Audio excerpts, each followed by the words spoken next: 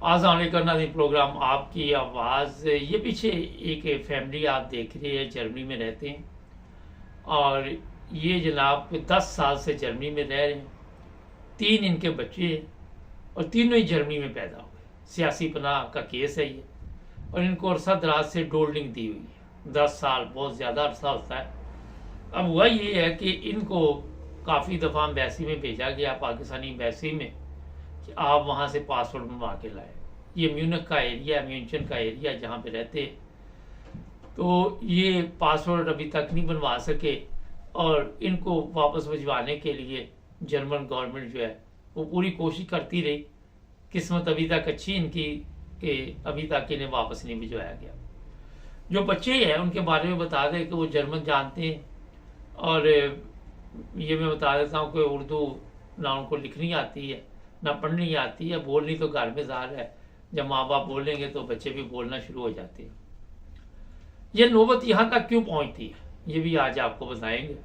पिछले साल एक कानून आया था कि जो लोग यहाँ पे 5 साल से रह रहे हैं उनको यहाँ एक ओफनदार अलावनेस 1 साल की दी जाएगी, और वो 1 साल में ज़ुबान सीखें और काम भी करें, सिटी पे बोझ ना पड़े, मुल्क के ऊपर बोझ ना पड़े। ये लोग जो है इनके मतलब आप जो मेरे पास इतला है कि इन्होंने भी एप्लीकेशन की हुई है कि हमें भी वीज़ा दिया जाए। जो सवालात है वो बेशुमार है।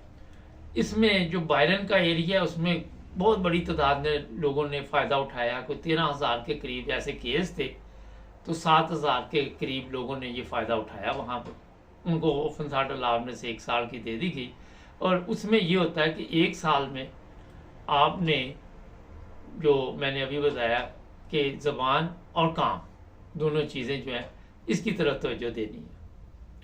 ये लोग अभी तक इससे क्यों नहीं फ़ायदा उठा सके? एक तो हमारे जो लोग हैं वो सुस्त बड़े हैं, वो बड़ी सुस्ती करते हैं, वो देखते रहते हैं। ये अकेली फैमिली नहीं है। मैं एक पाकिस्तानी को जानता हूँ, वो भी 10 साल से वहाँ पे रह रहा है जर्मनी में, और उसको ज़बान का एक लफ्ज़ नहीं आता। ये नहीं आता उसको कहना कि आपका क्या हाल है, ये नहीं पूछ सकता कि कहीं जाना हो तो रास्ता किधर जा रहा है। 10 साल से वो बंदा रह रहा है मगर ज़हनी तौर पे इस काबिल नहीं कि वो ज़ुबान सीख सके। तो जनाब वो फिर वीज़े के लिए भी अभी तक मेरा कोशिश नहीं कर सका। मैंने उसे 12 दफ़ा उसके रिश्तेदारों के ज़रिए तवज्जो दिलाई कि आप जाके वीज़ा वगैरह अप्लाई करें, आपको मिल जाएगा। इसी तरह ये फैमिली है, मुझे इनका पता नहीं है कि इनको ज़ुबान वगैरह आती है या नहीं आती, लेकिन इसमें थोड़ी सी कोशिश अपनी भी करनी पड़ती है। हर चीज़ अगर आप वकीलों के ऊपर डाल देते हैं एक और बहुत बड़ी प्रॉब्लम है, कई जो जर्मनी के इलाके हैं वहाँ के जो आउटलैंडर बेहोडे है, जो होम ऑफिस है, क्योंकि ये यूके में तो आपको पता है कि एक ही होम ऑफिस है, वहाँ पे मुख्तलिफ शहरों में आप जाके भी मिल सकते, अपॉइंटमेंट लेके भी किसी ऑफिसर को मिलना हो तो। और जब ये लोग शायद इस तरह के लोग मिलते होंगे तो उनको ज़ुबान का लफ्ज़ भी नहीं आता होगा, समझा भी नहीं सकते होंगे, बातचीत भी नहीं कर सकते होंगे, हो सकता है इस तरह का ही मसला बनता हो। और फिर ये लोग वकीलों के पास जाते हैं और वकीलों के ज़रिए फिर एप्लीकेशन डालते हैं। इसमें फिर मेरा ख्याल है कि जो वकला है उनमें भी क्वालिटी कई ऐसे है जिनमें नहीं होती। सबसे पहले ऐसे वकील ढूंढें, अगर आपने वकील के ज़रिए करना है, कि वहाँ से पूछे कि जिस बंदे को इसका तजर्बा है, जो सियासी पनाह वाले हैं या जो इस तरह जो वीज़े लेके देते हैं 5 साल के कानून के मुताबिक, इस तरह के वकील ढूंढें। हर लल्लू पंजू के पास जाने से मेरा ख्याल आप अपना वक्त ज़ाया करते हैं, और फिर उसके ज़रिए बाकायदा एप्लीकेशन डालें। फिर हो सकता है कि आपको कोई ये भी शो करना पड़े कि 1 साल में आप कोई बताएं कि क्या पिछले जो इतने 10 साल रहे हैं क्या किया यहाँ पे, कोई इस तरह का सवाल भी आ सकता है।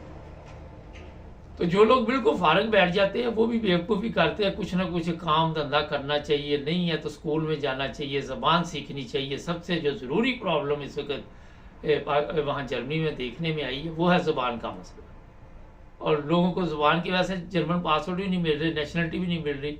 ये भी एक बहुत बड़ा प्रॉब्लम है। तो वीज़ा लेने के लिए भी इन्होंने अब, अगर आपको 1 साल का वीज़ा लेना है तो जनाब आप उनकी रिक्वायरमेंट पूरी करें। इस फैमिली को उम्मीद है, अब वो जिस तरह मीडिया पे आजकल सब शोर डाल रहे हैं कि कोई ना कोई रिजल्ट निकलेगा, इनको वीज़ा मिल जाएगा। मगर इस तरह के जो दूसरे लोग हैं बड़ी तादाद में, एक खतून को मैं जानता हूँ, मैंने पिछले दिनों पूछा, उसने भी अप्लाई नहीं किया जी, मेरी शायद सियासी पनाह का केस मंजूर हो जाए, उसमें बेहतरी। तो बजाय इसमें वक्त ज़ाया करने के, क्योंकि नेशनलिटी का अरसा कम कर दिया गया, आप ओपन थर्ड अलाउंस लेकर तो ज़बान सीखे, काम ढूंढे और नेशनलिटी अप्लाई कर दें। सियासी पनाह का भी पासवर्ड अगर मिल जाता है तो काम और ज़बान का फिर भी वही कानून है आपके लिए। मगर अगर आप 5 साल जर्मनी में इस तरह ओपन अलाउंस और लेके रह रहे हैं तो बाद में आपको बेफिसर मिल जाएगा, उससे बच्चों को नेशनलिटी मिल सकती है। ये बड़ी बारीक बातें हैं, इतने कम वक्त में तो समझाना बड़ा मुश्किल है। मगर वेट ना करें कि सियासी पनाह अगर 4 साल तक लटका रहा केस तो फिर रिजेक्ट हो जाए, फिर क्या करोगे। तो जो लोग भी इस वक्त 10 साल से, 8 साल से, 6 साल से, 5 साल से भी जर्मनी में रह रहे हैं और 3 साल में भी आ जाते हैं, जिनको ओपन थर्ड अलाउंस मिल सकती है, और वो जाकर अपने वकला से मशवरा करें। और हर जगह पे वकला की ज़रूरत नहीं होती। अगर आपके आउटलैंडर ब्यूरो में ऑफिसर अच्छे बैठे हुए हैं तो उनसे भी आप कह सकते हैं कि हमारी हेल्प करें, या वहाँ पे बेशुमार ऐसे दफ्तर बने हुए हैं जैसे डियाकोनेशिया, ये वो, उनके ज़रिए भी आप मदद लेकर अपने वीज़े अप्लाई करें। अब ये फैमिली 10 साल इंतज़ार करती रही, अभी 1-1.5 साल 2 साल ये भी गुजर गए, पिछले साल शायद ये कानून आया था, और ये अभी तक इंतज़ार कर रहे हैं कि शायद हमें आसानी से वीज़ा मिल जाए।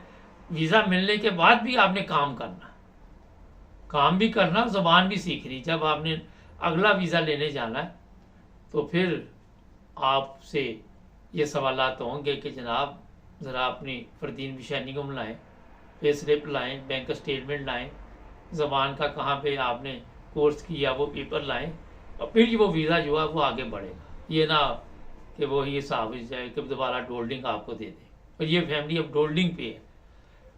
अब डोल्डिंग का अरसा नॉर्मल ये गिना नहीं जाता किसी चीज़ में, ये मैं आपको बता दूँ। लेकिन ये जो वीज़े 5 साल के दे रहे हैं इसमें गिना जा रहा है। उन्होंने कहा कि डोल्डिंग का अरसा भी हम गिनेंगे, और उसमें 10 साल तो बहुत ज़्यादा, 5 साल लेने चाहिए। फिर बच्चे जो हैं स्कूल जा रहे हैं, बच्चों के स्कूल के सर्टिफिकेट साथ लगाएं, बच्चे यहाँ पैदा हुए हैं ये भी सर्टिफिकेट साथ लगेंगे। ये सारा कुछ पलंदा तैयार करके तो आउटलैंडर ब्यूरो भेजे तो आपको वीज़ा मिल जाएगा, कोई इतना बड़ा मसला नहीं है। वीज़े के बाद फिर लोग कहते हैं काम नहीं मिलता, ये नहीं, मियाँ बीवी भी काम कर सकते हैं, बड़ी ज़्यादा नहीं तो किसी मैकडोनल्ड वगैरह में काम करके अपने पेपर वगैरह आप सीधे कर सकते हैं। ये मैं आपको बता देता हूँ। बर्गर किंग है, इस तरह की जगह पे आपको काम मिल जाता है। और यहाँ पे फिर अगर किसी वो जो साइड आर्बाइट फर्म होती है वहाँ करना पड़े मजबूरी में, वो भी कर सकते हैं। तो जिसने करना उसको मिल जाता है काम जर्मनी में, ये मैं बता दूँ आप। फिर आप आजकल एक और सहूलत आई हुई, अगर आपके पास हीरो शाइन है 2 साल पुरानी है तो टैक्सी शाइन आप इजी करके तो वो टैक्सी चला सकते हैं, उससे भी आप अपना खर्चा मर्चा पूरा कर सकते हैं।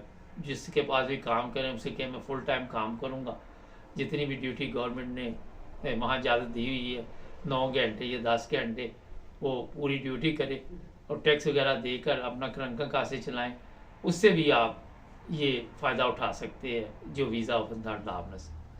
तो जनाब देर ना कीजिए, और मेरा ख्याल है कि इन लोगों ने भी काफ़ी देर की है, इन्हें भी बहुत जल्दी कदम उठाना चाहिए था।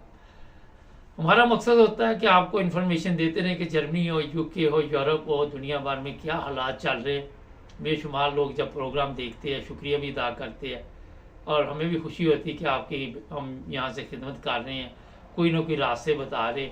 और वकला जो आपको यहाँ यूके जर्मनी में कई दफ़ा गलत गाइड कर देते हैं, हमारे चैनल के ज़रिए मेरा ख्याल है कि वो भी काफ़ी बेहतर आएंगे में फ़ायदा उठा लेते हैं। सब्सक्राइब करें, जुड़े रहे हमारे साथ।